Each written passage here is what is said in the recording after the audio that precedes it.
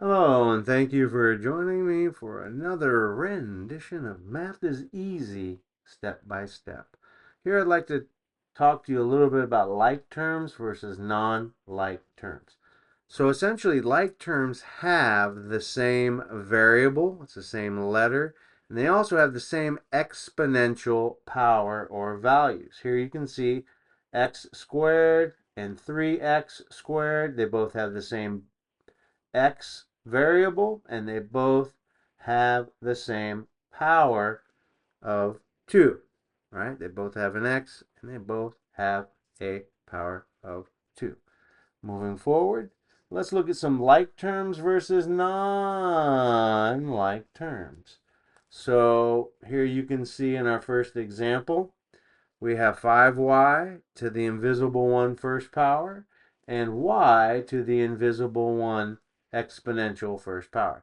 If you missed my videos on invisible ones, take a chance, look for it, check it out. It will clarify a lot of things you need to learn in math. In fact, right here you can see I left out, that's an invisible 1y to the first exponential power. So check out that video, it'll help you dramatically. These are like terms. Same variable, same exponential power.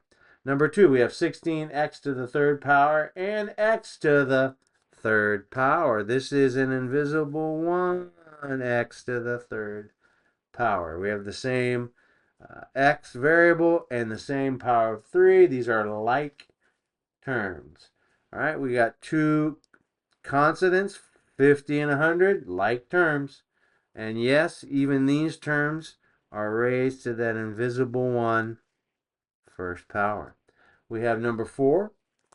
We have 1z to the 40th power and 10z to the 40th power. They have the same variable raised to the same power. Like terms. Like terms. You can only add or subtract like terms.